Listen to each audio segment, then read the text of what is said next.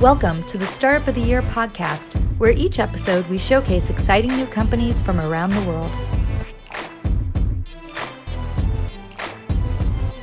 This podcast is produced by Established, creators of the Startup of the Year program. Established is focused on helping organizations with their innovation, startup, and communication strategies.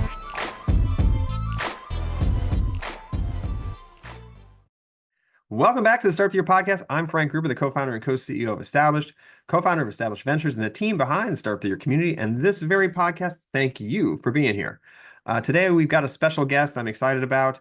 We're joined by Ali Sabti. He's the founder and CEO of OtO. It's spelled OTO.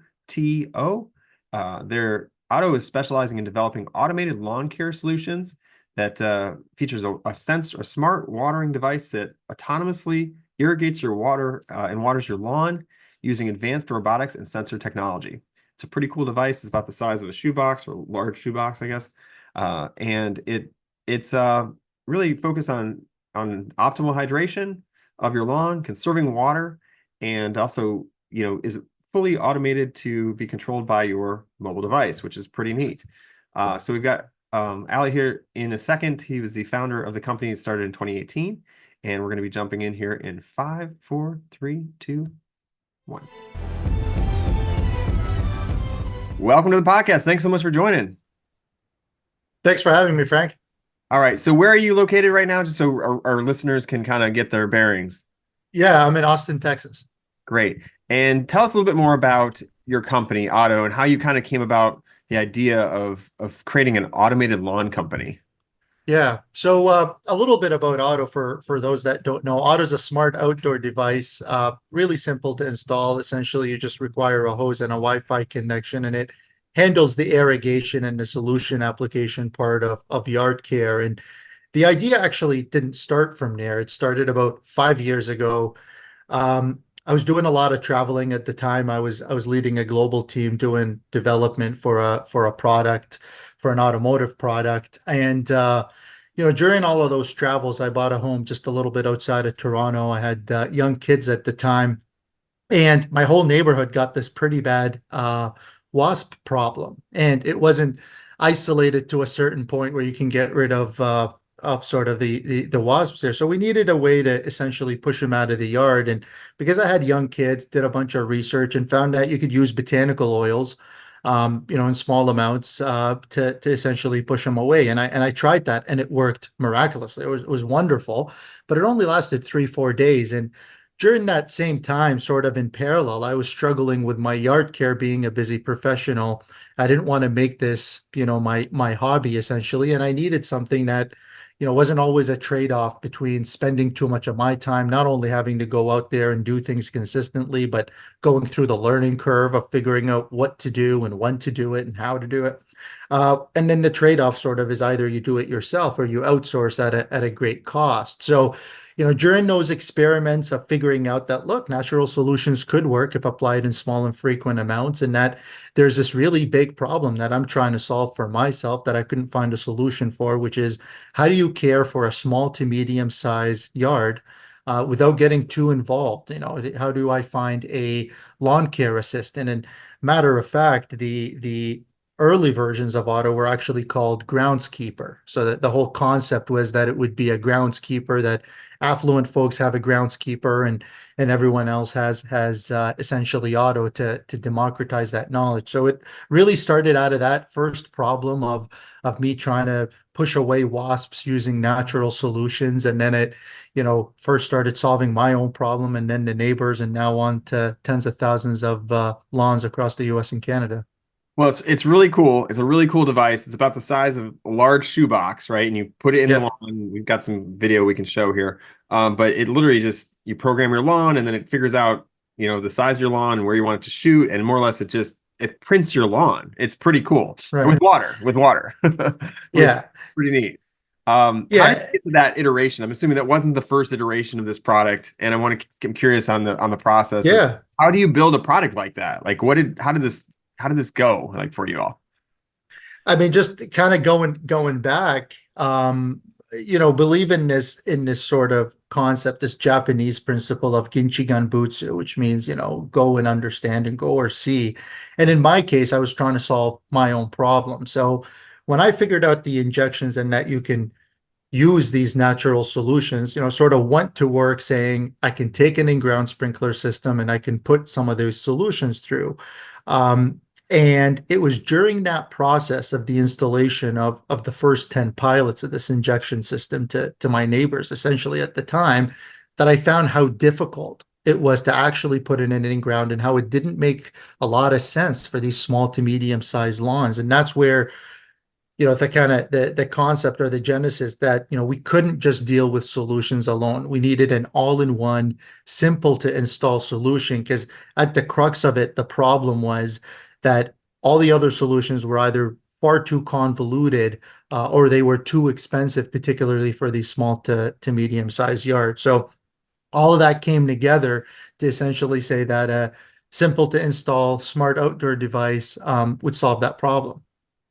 Yeah, no, it's really great. Because your competitors at the time, I mean, you think about it, like your other solutions are you put in an expensive irrigation system, and it doesn't make sense financially for a lot of people to do that, especially in smaller yards.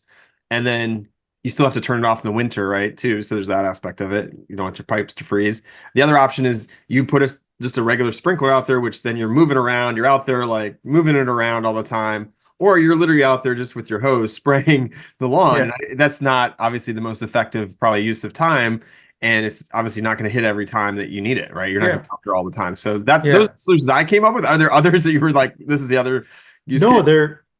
there really wasn't. It was kind of those two extremes. And for the in-ground sprinkler system, there's a fixed cost associated with driving a truck out with sort of doing all the trenching. So whether you have a quarter of an acre or 4 acres, the price difference actually isn't that large for an in-ground sprinkler system. And you did mention the maintenance that goes on top of that. And on the other side of the spectrum, sort of the, folks may be watering by hand or using some of the oscillating sprinklers. It essentially, I mean, initially it seems like a cheaper option, but water is expensive. And, water usage and whole pesticide as a whole is a really, really big problem and a big waste.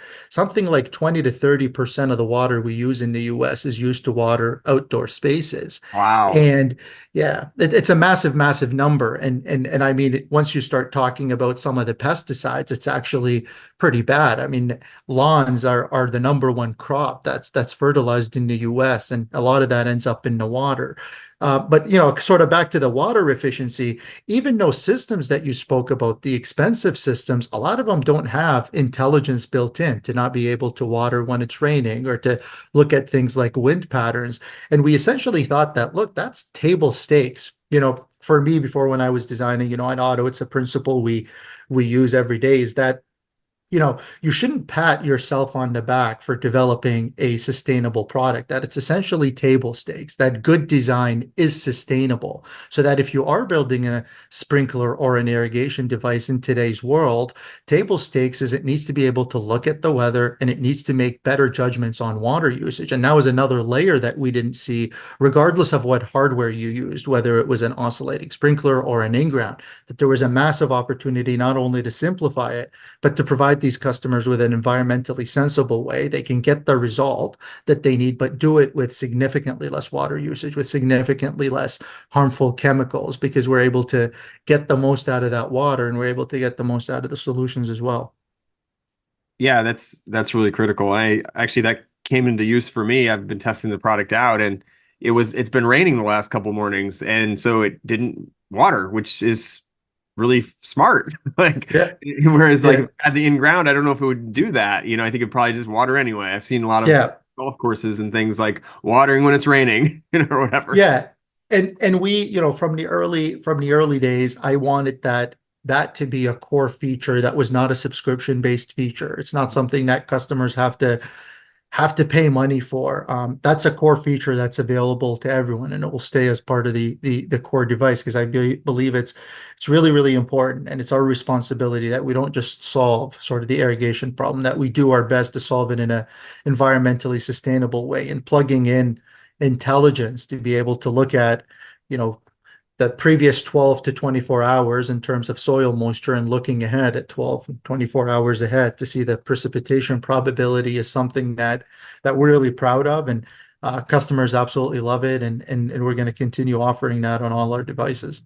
Yeah, and obviously it's only as good as the weatherman or woman. So sometimes they're wrong, and that but the cool thing is you can just if that happens and the rain decides to go a different direction, you can still Mhm. run the application and let it run. So that's the other thing I thought was interesting. It's like it's very flexible from that perspective. Now, talk about usage. The way that you guys do this through the printing of it almost looks like it's printing the water on your lawn. Mhm. That's got to be way more efficient than the just spraying it everywhere kind of approach, which a lot of other sprinklers Yeah.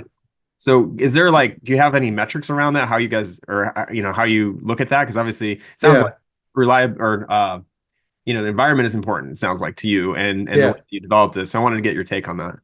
Yeah, so I mean, how we water is quite unique because a lot of the traditional sprinklers, essentially, if they're static, they'll spray water out in a pie shape of varying angles and varying degrees. There are ones that essentially move around, so it provides a whole curtain of water at a fixed radius, and then it turns around at some degree. And OtO is different because we're able to go right from the device essentially at zero distance all the way up to 30 feet and then rotate 360 degrees and be able to do any zone in there. So we can skip over sidewalks. Um, Now, when we talk about efficiency, the device inherently has about a 50% improvement versus, say, an in-ground, because in-ground systems need to be overlapped. So you need to have an overlap of heads, and then you water to the minimum amount. So as I was saying that, your traditional sprinklers are pie-shaped emitters that have to be placed in each corner, and you have to do head-to-head coverage. So if you could picture that in your head, it's going to leave certain zones with less water than others. So then what they do to fix that is they essentially water to the minimum level, and that's how they set the amount. Well, OtO doesn't do that. OtO will have a landing pattern and it will slowly index going back and forth. It will do the arc that is closest to it, then it will move a couple of inches out and do another arc. And what that means is it's going to take longer to water the yard, but it's going to use a lot less water. One, because there's none of this overlap, but also because you're allowing the soil to actually soak that water in. So there's another sort of inherent issue when you're putting a ton of water in is that soil cannot absorb water that quickly. So what you have to do is essentially soak cycles in between where you apply a little bit of water, you wait for it, and then you apply more water after. And this is particularly bad if there's been periods of dry spell. And I'm sure you've seen this before where the top of the soil becomes almost hard and the water runs off of it. Well, with OtO, it's doing that very, very slowly, and it's doing it over a longer period of time. So it allows the water to really penetrate deep down. But overall, we're seeing about a 50% improvement in water usage, and we have a pilot with a municipality in Australia in a couple of months to really go in and quantify those figures and take measurements in some of these areas in the off season, so that we can really begin to quantify them. But it's somewhere around the 50 to 60% range as estimates. Wow, that's amazing.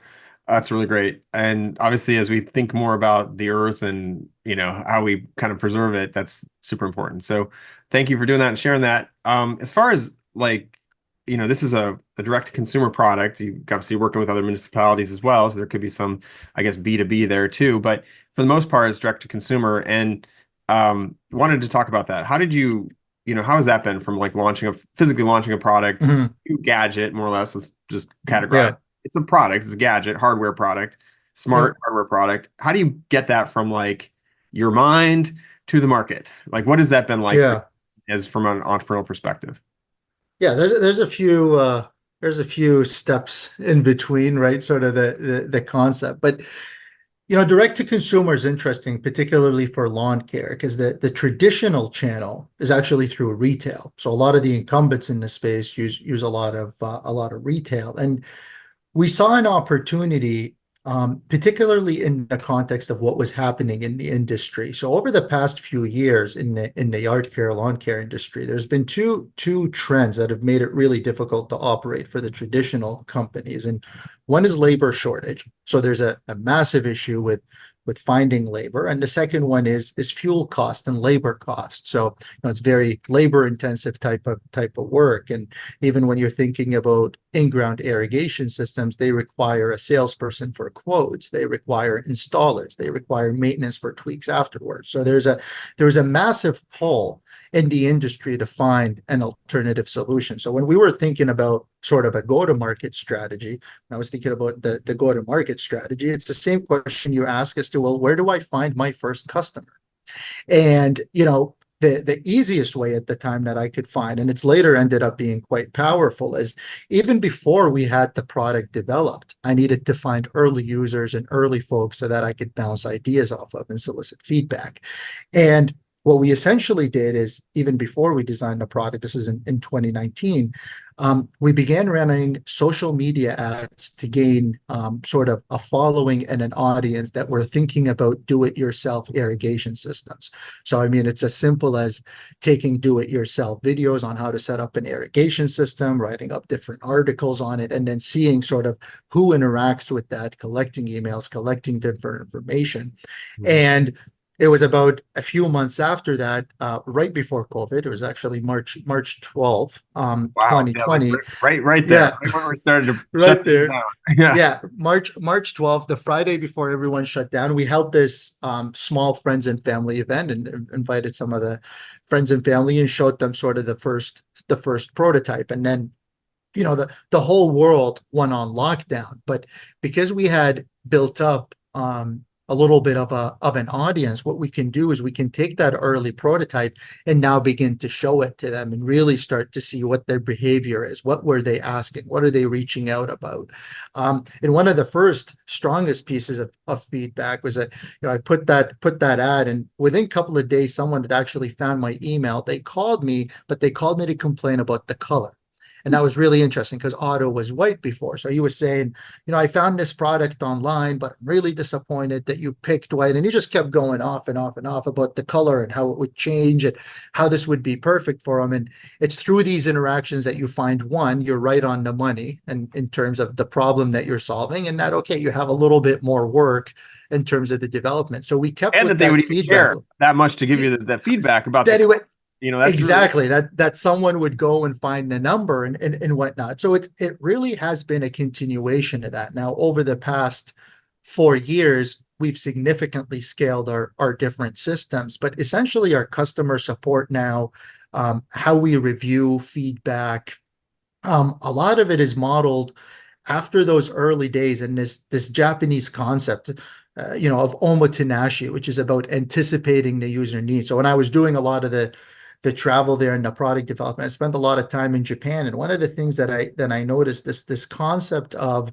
anticipating the user need, that if you almost made it a point that if a user kind of provides you a piece of feedback and you didn't anticipate that somehow you had done a bad job at understanding their user the user need. And in practice, what that meant for OtO is we built a ton of backend tools to begin to understand how the device is being used. What are the different types of vegetations? What are the hours? What is the different types of consumables and solutions that are being applied to which plant under which geography? And then we built a pretty comprehensive customer support sort of tools to be able to allow us to interrogate that. But if someone ever needs assistance from the customer service side, they're able to get incredible customer service very, very quickly. That's able to scale. And that same know-how, that same concept of omotenashi is what essentially feeds our product development so that we know in the future what to anticipate. So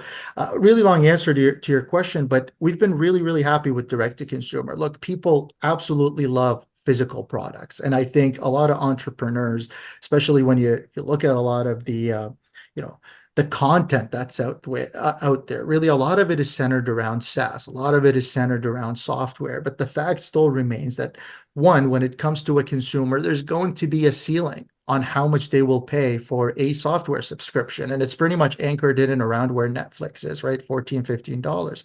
But a physical good, one, could be really transformative for the customer's life. But then two, you can get a lot more attention because it's not so crowded.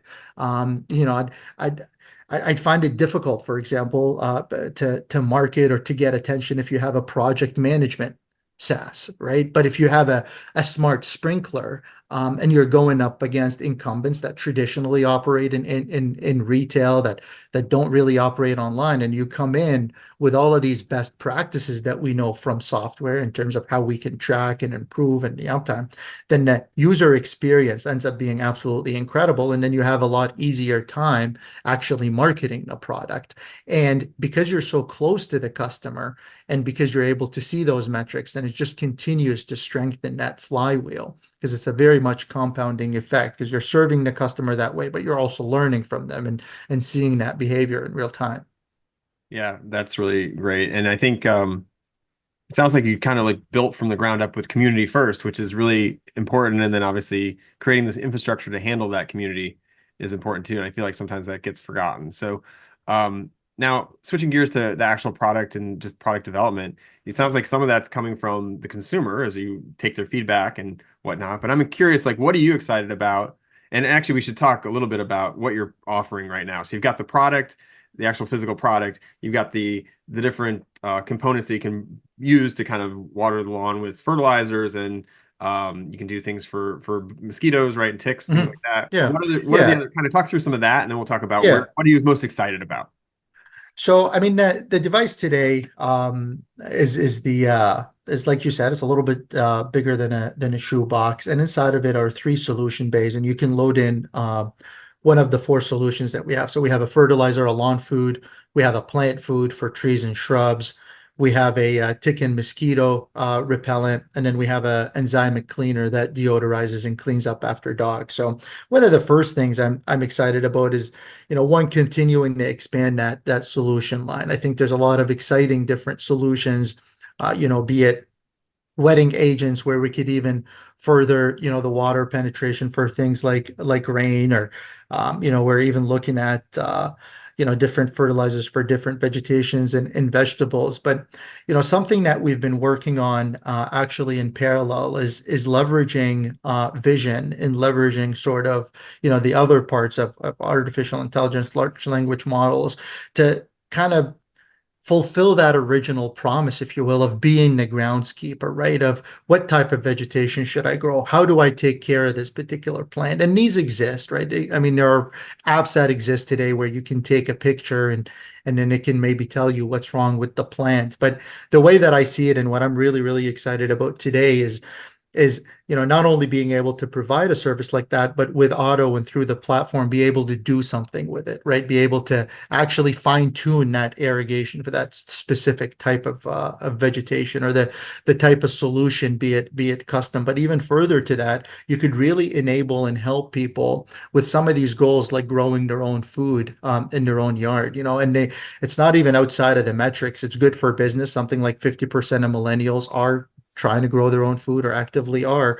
But it makes a ton of sense, particularly when you think about some of these southern states. There's beautiful weather down in the southern states, and with a couple of 100 square feet, you could have people really growing food in their yard. And not only is it fulfilling, sort of in an age where everyone's looking for that sort of fulfillment and getting their hands in the dirt, it's really good from an organic sort of nutrient perspective, but also from an environment. It's the ultimate way to reduce CO2. You don't have to, have and lug it around and ship it from overseas and be on a truck. And, it's all around a positive thing. So one of the things I'm most excited about is to start thinking about consumer, agriculture as a whole, and how we can begin to tackle some of these with the technologies that we've developed.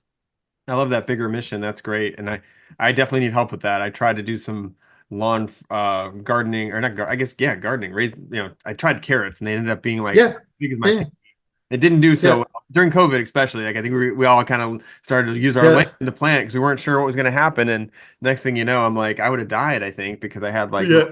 little tiny carrots. Yeah, yeah, and the thing is with plant life and any of this, and is that it requires knowledge and it requires consistency, and those are two things that that we can definitely help with at OtO. So we can really simplify the know-how part of it and essentially have a groundskeeper you can ask questions to. And the consistency part, no matter how good your soil is, if your irrigation is a little bit off or the nutrients are a little bit off, you won't get the optimal results. So we can essentially have a feedback loop for the consumer and provide that technology that essentially was only reserved for the kind of the agriculture and really high value crops even, and then begin to take that and democratize it for everyone's kind of back garden vegetable farms.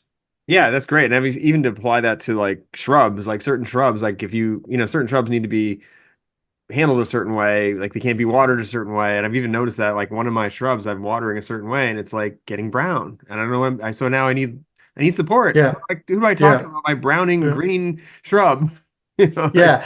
it's And what one thing that we found too is that as we began to develop these models Mhm, and sort of understand the diseases is how common mhm. some of these issues are, right? So if I had to take a complete wild guess, I would say it's fungus from humidity and the leaves getting wet. That's what happens when it browns, particularly for shrubs. But one, how do you even get to that conclusion and know that you're certain? But then even, okay, once you know, how do you identify a fix? And then how do you actually put that fix out on a consistent basis? So it's not trivial. And in today's world where everyone is really busy, and if you're not trying to make gardening in the backyard your hobby, essentially, this is what OtO does, is it takes that heavy lifting and leaves you with sort of the fun parts of being outdoors.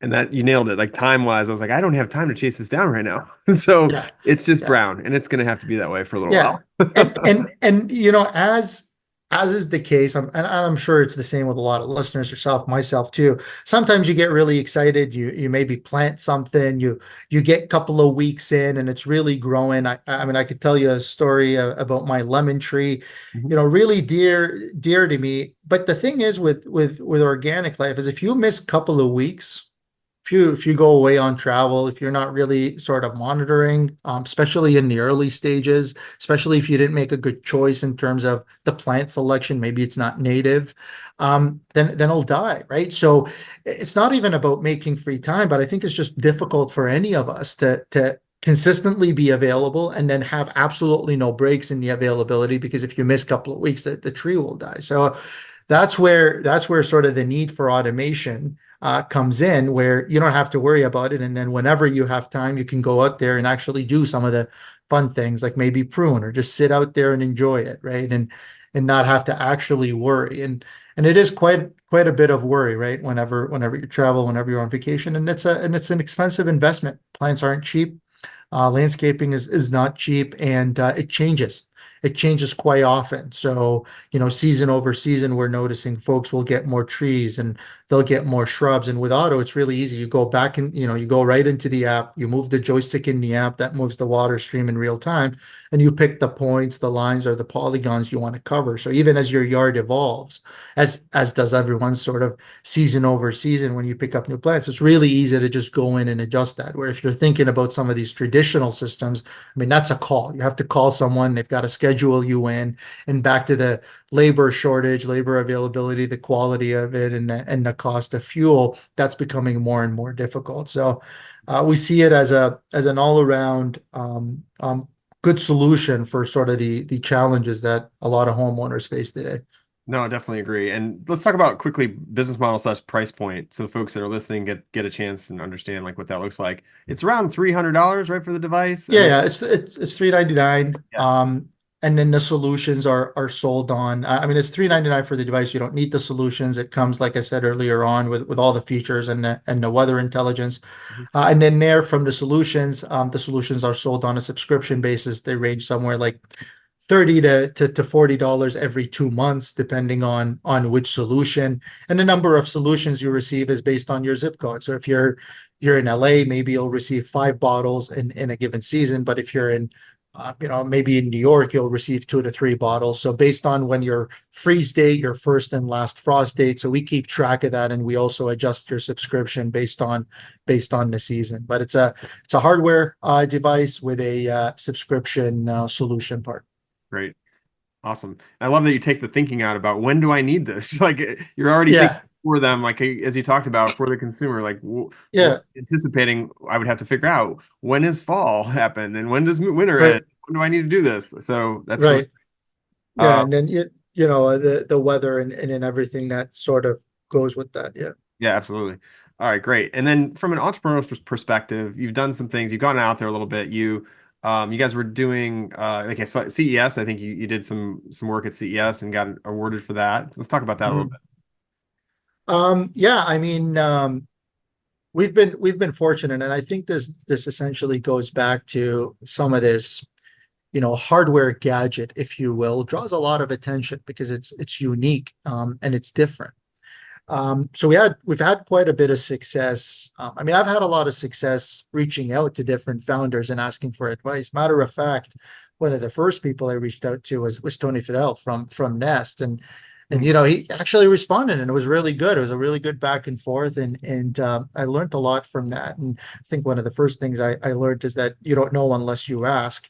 But from there, CES, we've won the smart home category, the best of in the smart home category. We also won Time Magazine's best invention for 2022, and I also think it drew a lot of attention. We last year were in about 400 Walmart stores. That essentially started at CES. The buyers were walking around at CES, and the conversation went from there. Ran a smile pilot, was really really successful, and then that began to open up a lot more doors in retail. So probably will be there again. I think all of these shows are changing year over year. A lot more people are doing things online, but I still see a lot of value for some of these accidental types of meetings, especially when you're working on a product that's really differentiated and unique. You sometimes have to see it. You sometimes have to see video, and we've been really successful in doing that at these shows. Well, that's really interesting and validating because I get a lot of questions about should I go to this? Should I go to that? What are the things I need to be at? Or is it needed even anymore with the internet, Zoom calls and all that? And it's just validating to hear that those connections in person actually do still matter. And you're obviously an example of that, and obviously got awarded for being there as well. So let's move Yeah. on though. So talking about entrepreneurial journey, did you always think you were going to start a company? Were you always entrepreneurial? Did you think I'm going to go Yeah. start? Is this something that you're like, oh yeah, it makes sense. This is what I'm doing. Yeah. No, no, I was born really curious. I learned to code at a really young age, basically grade school. One of the first things I put out into the world was our elementary schools, the district's first website in like the late 90s, and did that when I was in grade 6 or 7. From there, really continued down the path of web development and did a lot of that through high school and university, paid for my mechanical engineering degree by essentially developing e-commerce sites in the early days. I also had a recording studio, I should mention, in high school where high school bands would come in, and I would do recording sessions. I'd make them CD covers, but obviously high school bands are not very good, so that that didn't last. But the e-commerce, the love for e-commerce and sort of development was always there. And I knew I was always gonna, build something, but I really wanted that experience on how to build something at scale. And I think a lot of entrepreneurs, especially when you're thinking about hardware, hardware is a completely different ballgame when you're talking about scale, because it's easy to build one, it's easy to build a couple of hundred. But it's very difficult to build thousands, particularly thousands at really good value. So maybe back to the high school thing or even university, every one of my friends was quite infatuated with fascinated by the Lamborghinis and the Ferraris and the fancy supercars. And I was always fascinated with the Honda Civic because I couldn't wrap my head around how this, at the time, it was 13,000 or 17,000, whatever it was when it came out.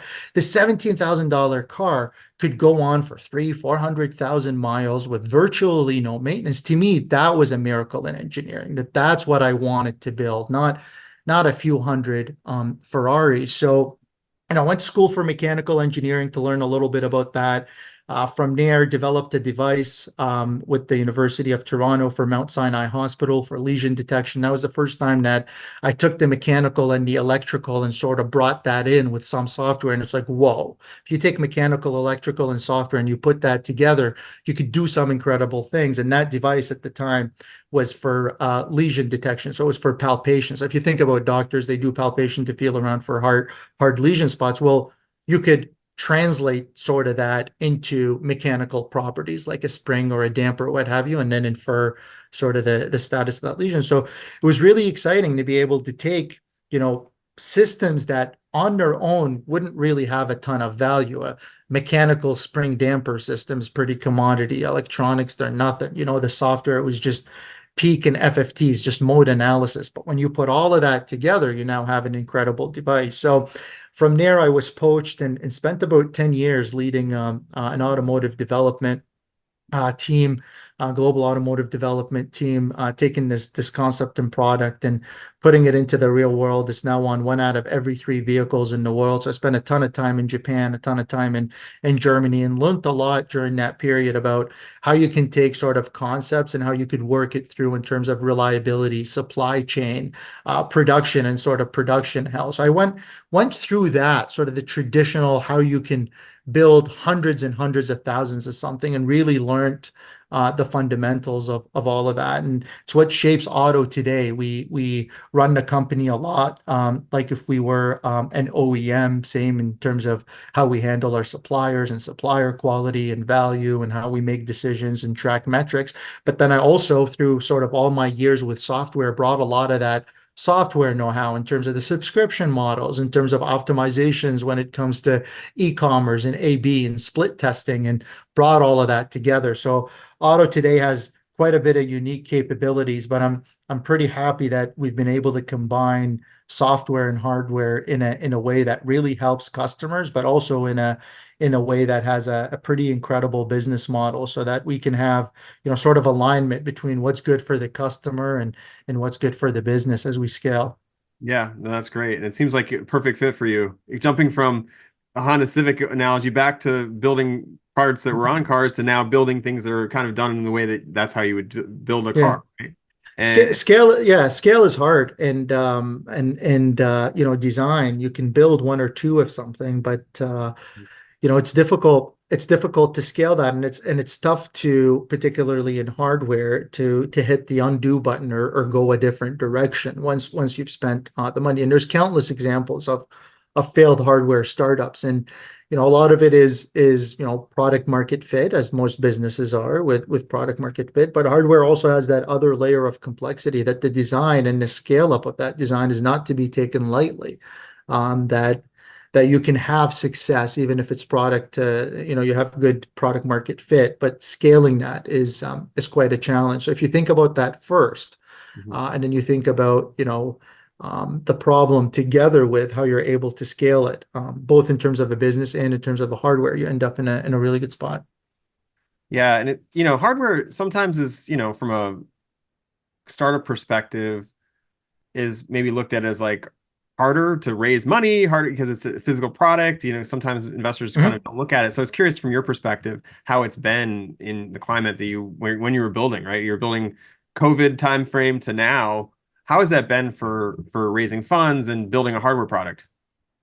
I mean, they were difficult times for raising capital. Raising capital for hardware products is more difficult from the traditional sort of the VCs, the pre-seed. But there's also a lot more strategics and a lot more players, because again, there's a lot less noise. If you're thinking about agriculture, water conservation, green tech, there's a lot of opportunities there in addition to sort of the strategics. But it's also important, I think, particularly when you're building hardware, to have almost a bootstrap mentality, because the costs are real when it comes to the development. So you need to be thinking as a founder starting out in software as to, how do I get to cash flow positivity at a reasonable time frame. And that's really, really important. Otherwise, you'll never be forced to find if you have product market fit, and then you'll never be forced to sort of design the product in a way that would allow it to scale. It's definitely more challenging, but then it's also easier to get traction, right? So it's like which heart do you want to pick? And then, from my point of view, I would rather have an easier time commercially with my customers and conversions than I would with raising capital. So I think with any sort of, I mean, today you have to be scrappy in any sort of business, but hardware sort of forces you that discipline very, very early on to say, how do I build a solid fundamental business from the get-go versus really just focusing on raising capital, building the product, and then figuring out monetization or how to break even down the road. Yeah, that's great advice. I mean, most VCs have a threshold of success that's when they finally get excited. So I assume you guys had the success and then the VCs came. Is that kind of how it worked? Yeah, I mean, look, the VCs, I mean, even today, after our success, after a commercial success, are reluctant to invest in hardware. And there's been a lot of horror stories.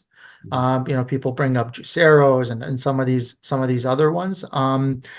But then I also think they look at it too in terms of an opportunity. I mean, hardware does have its challenges. I mean, you use up a good chunk of the capital essentially as working capital, not towards growth. So if you're a stage B investor, that's not very attractive, right? So what we have to balance, sort of with the metrics are growth metrics that are far better than what you would see sort of in software. And that's what we do, of course, is the money sort of starts pouring in after you stop needing it.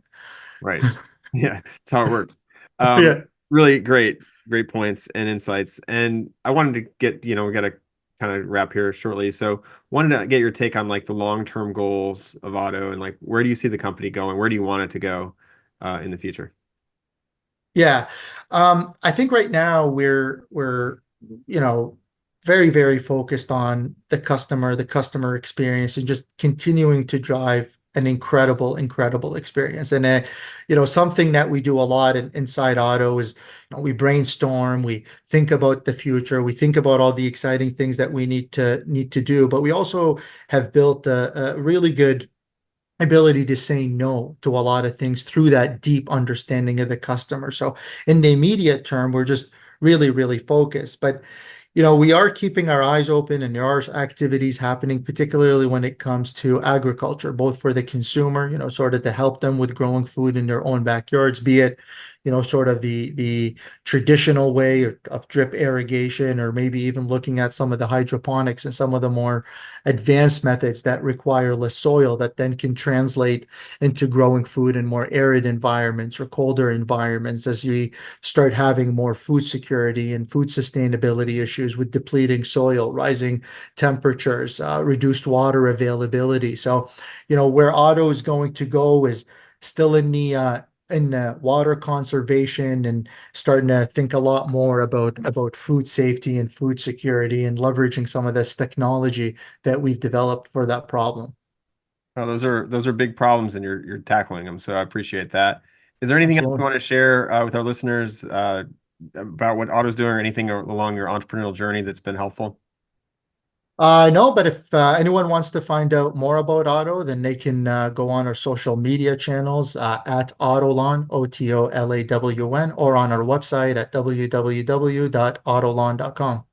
Great. Thank you so much for joining me today and sharing your insights and sharing more about the product and just the whole journey that you've been on. And I appreciate your time, and obviously our community does too. So thank you so much. I appreciate it, Frank. Thank you for having me.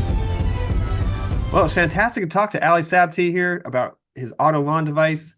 I'm excited about it because it seems to really solve a problem that I've been having. I don't have to be out there with, fumbling with a bunch of different, you know, watering devices or, by hand, or I don't have to put a expensive irrigation system into my lawn, which is, something then you have to manage ongoing. So pretty excited that a device so compact can actually solve that problem, and really saves me time. It's consistent with its watering. It's super efficient, and appreciate them sending me some to test because it really does prove to really solve those problems. So thank you so much for joining, Ali. Excited to watch your company as you continue to grow, and obviously continue to dominate the space as you take on these different areas.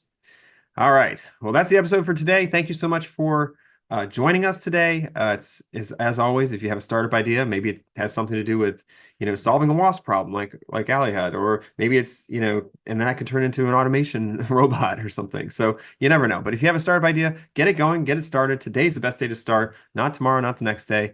And in doing so, we encourage you to join us here on the podcast, join our community.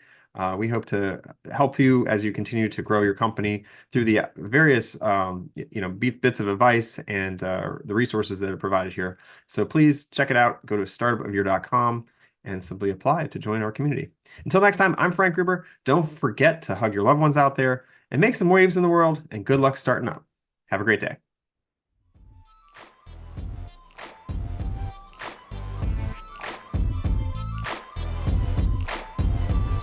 Thanks for listening to the Startup of the Year podcast.